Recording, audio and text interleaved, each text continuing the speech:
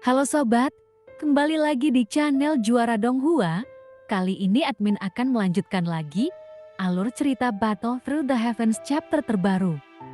Oke, tanpa berlama-lama langsung saja kita gas ke alurnya. Saat ini, Xiaoyan pun tampak tenang. Karena ketika bidang ruang angkasa diperluas, dia sudah mengamati kehadiran virtual tidak lebih dari sekedar mengganggu ruang. Namun yang tidak bisa diubah adalah aturan ruang. Jadi harus ada polanya. Hanya saja Culin sangat pintar. Dan kini serangan telah dilancarkan. Sulin bergumam, saya ingin Xiaoyan dan Xiao Yueli tidak punya waktu untuk mengamati. Kemudian saat ini, Xiaoyan pun merasakan gelombang energi dan darah di tubuhnya, dan sudut mulutnya terlihat berlumuran darah. Ia berkata, pedang terbang itu beracun, racun itu untuk tubuh fisik dewa asli. Pasalnya, kecepatan aliran darah beberapa kali lebih tinggi dari biasanya, lalu racunnya akan menyebar lebih cepat. Lalu ketika Xiaoyan baru saja hendak meminum pil detoksifikasi, pil racun terkondensasi di dantiannya. Kemudian dia tiba-tiba mengerahkan kekuatannya, dan seketika menelan racun dalam tubuh Xiaoyan. Adegan yang tiba-tiba ini juga mengejutkan Xiaoyan, karena dia tidak menyangka poison pill begitu efektif. Pada awalnya ramuan beracun ini dikatakan telah ditembak 4 kali, lalu terkondensasi di dalam tubuh untuk Xiaoyan. Lalu dia pun tidak menyangka ini memiliki efek detoksifikasi. Namun, hal itu juga membuat Xiaoyan khawatir. Meski toksinnya sudah teratasi, tetapi itu diserap oleh pil racun ini, dan esensinya masih ada di tubuh Xiaoyan. Xiaoyan pun tidak tahu kapan ramuan racun ini mencapai batasnya, karena tiba-tiba itu meledak di dalam tubuh. Maka tingkat bahayanya sudah jelas. Sepertinya ada beberapa kehadiran virtual dan tidak bisa memutuskan mana yang benar, yang mana yang palsu. Maka lebih baik mengambil risiko daripada tetap diam di tempat. Xiaoyan pun segera meluncurkan petir pertama, yaitu untuk menemukan adanya kesibukan secara acak tanpa tujuan, terutama untuk menemukan hukum ruang yang terdistorsi ini. Ayah, tidak perlu repot. Xiao Yueli berkata dengan lembut kali ini, lalu ia mengayunkan sabit mautnya. Alam Ripa. Xiao Yueli membuka alam abadinya sendiri. Terlihat mereka yang tewas dalam pertempuran di sini, semua mayat dihidupkan kembali. Jumlahnya sungguh mencengangkan. Lagi pula, berapa banyak makhluk dan manusia kuat yang ada di seluruh bintang Hongbeng. Meski area yang dicakupnya tidak luas, tapi ada banyak sekali mayat. Dan di bawah alam kematian Xiao Yueli, tulang-tulang ini membawa kebencian, dan itu juga memungkinkan mereka untuk sementara waktu memiliki sebagian dari kekuatan yang mereka miliki selama hidup mereka. Namun, ketika sudah datang ke dunia kegelapan virtual, sebagian besar dunia itu langsung hancur. Bagaimanapun, mereka semua adalah benda mati. Namun saat menghadapi Culin, efeknya masih minim. Alam Ripa, pedang pembunuh jiwa. Semua hantu mematuhi perintahku. Kemudian kemunculan dan penghentian yang saling berhubungan.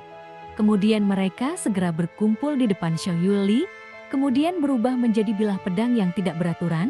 Ini adalah hasil dari taiksu karma dan pembunuhan. Itu adalah sebab dan akibat dari mereka. Aku juga akan membunuh jiwamu, suara Xiao Yueli dingin. Mata indahnya juga menjadi sangat dingin saat ini, lalu nampak sosok tinggi. Dia memancarkan aura yang kuat seolah menilai jiwa seseorang. Ia memegang pedang pemotong jiwa di depannya. Lalu Xiao Yueli dengan lembut mengangkat tangannya dan menebas di udara. Terlihat yang terpotong adalah benang putih yang tak terhitung jumlahnya, lalu terbang menuju Culin. Mereka mengabaikan ruang di sekitar, karena yang dipotong adalah sebab dan akibat. Oleh karena itu, dapat langsung dikunci ke lokasi tubuh ahli Culin. Kini, waktu ruang di sekitarnya terdistorsi lagi, kemudian terlihat Culin terjerat dengan benang sutra putih saat ini, dan tampak ada kepanikan di wajahnya. Sulin berkata, keluar dari sini semuanya. Kamu semut? Jadi, bagaimana jika aku membunuhmu? Semua semut layak mati semuanya. Di matanya, hantu yang tak terhitung jumlahnya yang menaikinya, dia tidak peduli bagaimana dia berjuang. Bahkan tidak bisa menghilangkannya. Dan hantu-hantu ini memakan jiwanya, Bahlam rasa sakit yang datang darinya membuat Chulin sangat ingin menyingkirkannya. Saat ini, Xiao Yueli bergegas keluar langsung menuju ke Sulin dan menusukkan pedang pemotong jiwa ke arahnya dengan keras. Transposisi, saat Xiao Yueli mendekat, meskipun Chulin kesakitan, dia tetap mengangkat kepalanya dan berteriak. Lalu pedang pemotong jiwa Yan ditusuk oleh Xiao Yueli. Tiba-tiba sesuatu berubah di depan matanya, kehadiran virtual menghilang, dan itu sebenarnya ditukar dengan posisinya. Saat Xiao Yan, Xiao Yueli dan Chulin sedang bertarung, pertempuran sengit yang terjadi di Hongmeng Star dibarengi adanya begitu banyak prajurit Taiksu, bahkan lebih dari 1 juta.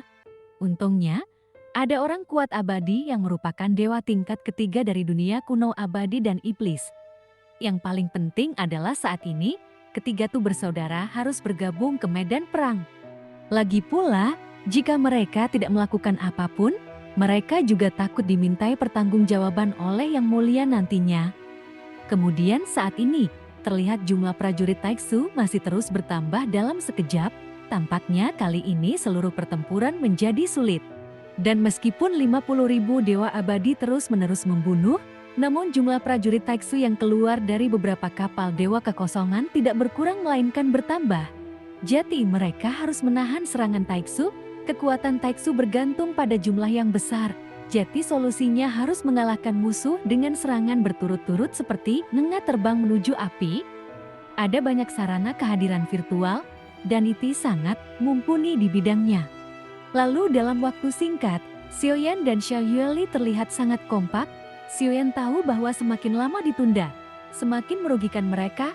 Oleh karena itu, kami tidak dapat terus mencadangkan dana saat ini. Mereka harus segera menemukan cara untuk membunuhnya lalu pergi, karena bala bantuan Taiksu pasti mulai berdatangan setelah Sulin bangun. Setelah lebih banyak ahli Taiksu tingkat ketiga muncul, atau kemunculan dewa abadi yang lebih kuat akan membentuk situasi pengepungan. Saat ini, Xiao Yan pun belum menerobos keabadian Tuhan, dan metode terkuat Xiao Yan saat ini masih merupakan tiruan dewa asli. Saat ini cetakan bintang 9 berkelap-kelip di antara alisnya serta bintang kembar di matanya pun sama. Kemudian tubuh Xiao Yan pun berubah menjadi ribuan kaki. Lalu segera, tubuhnya tiba-tiba meledak menjadi kabut darah.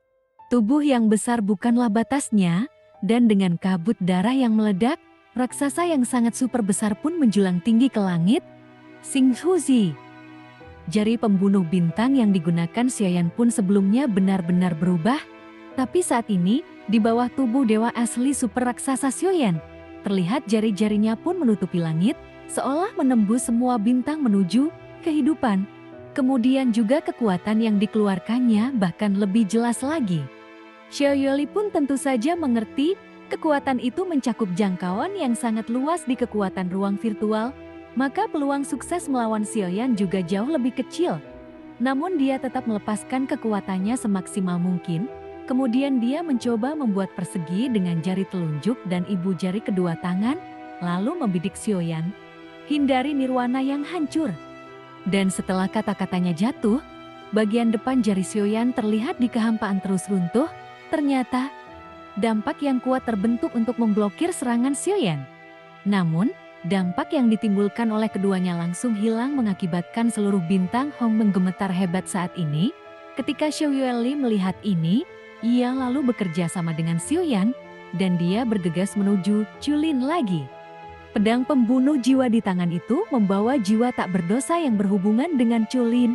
Mereka pun menuju ke arah lawan lagi. Terlihat Chulin hanya merasa seolah jiwanya digigit habis-habisan oleh roh-roh jahat ini. Lalu Chulin memuntahkan beberapa suap darah, dan terlihat ada kepanikan di matanya. Sepertinya tidak menduganya, dua orang di depannya sebenarnya sangat kuat.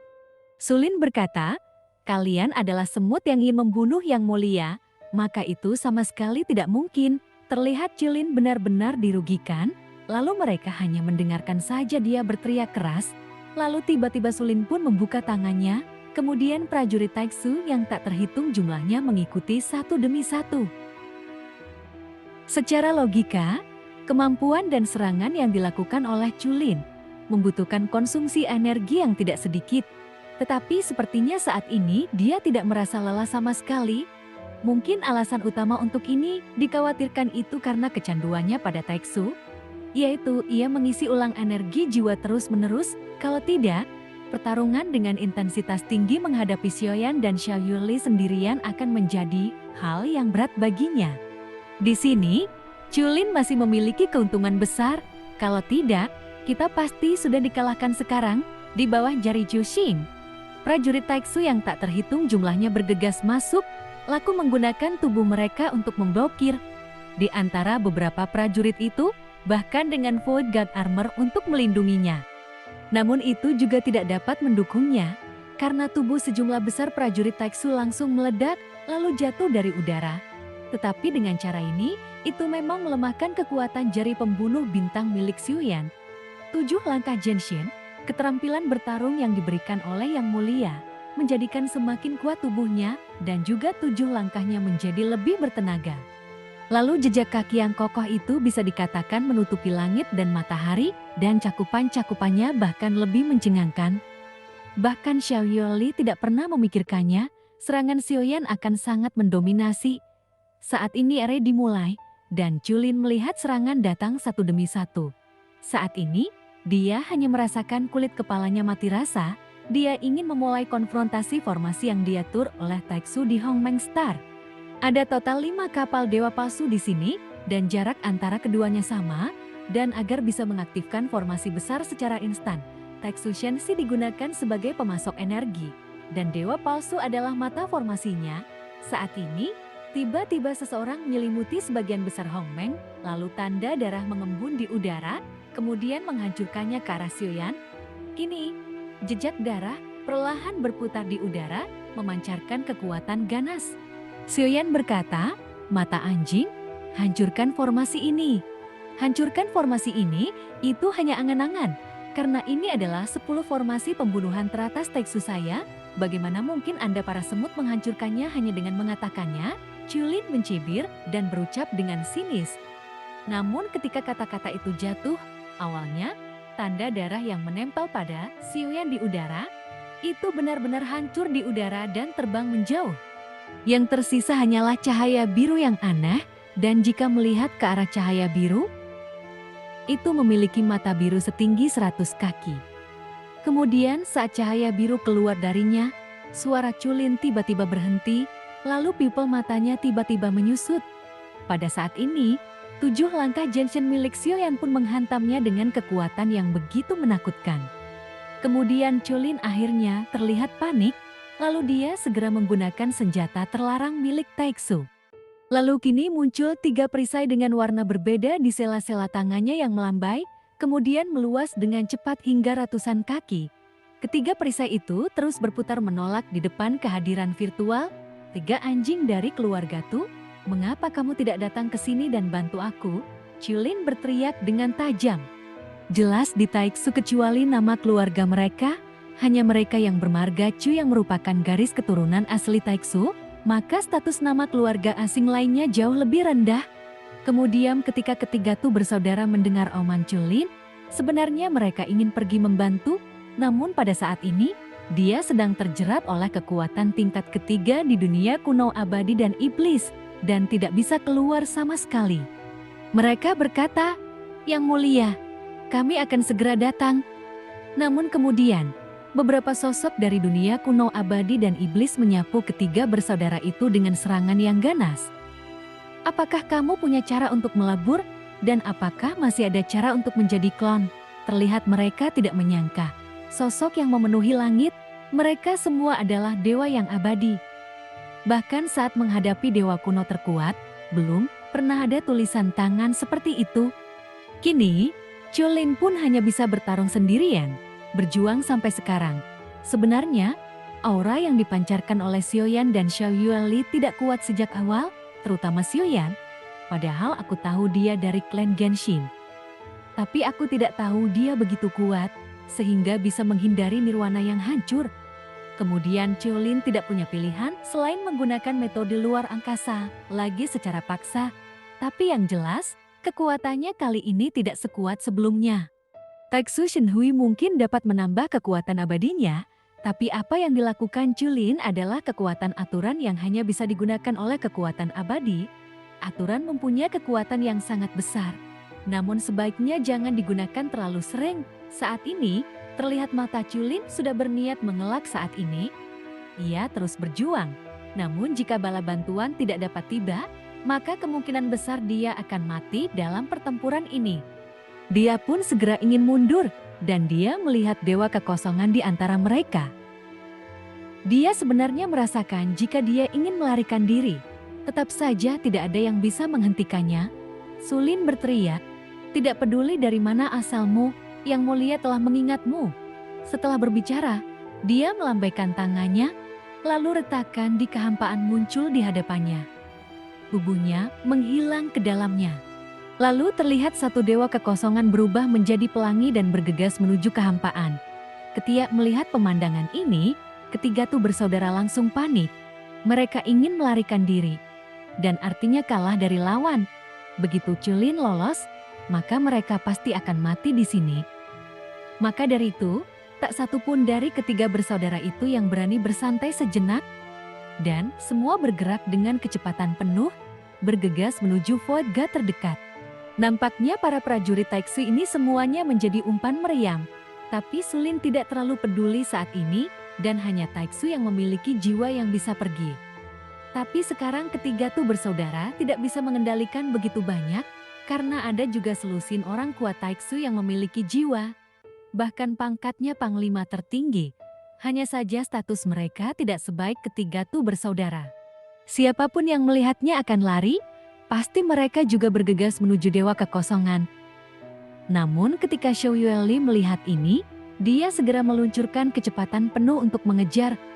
Dia berkata, "Ayah, mereka ingin melarikan diri.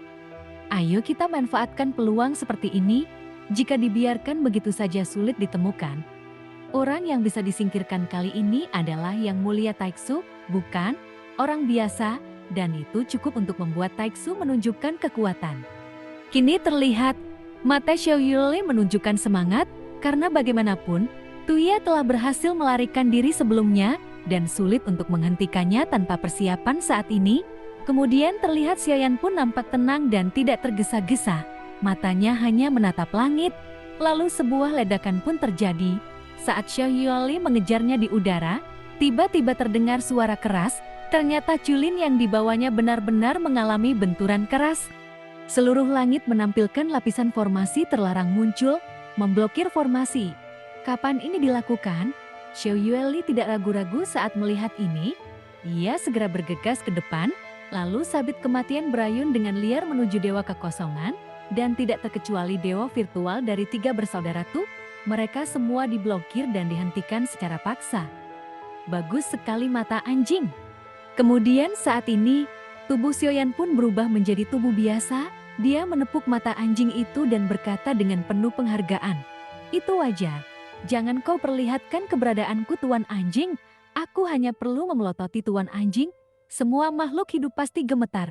Kenapa kamu begitu kasar Tuan Anjing? Saya masih berbicara.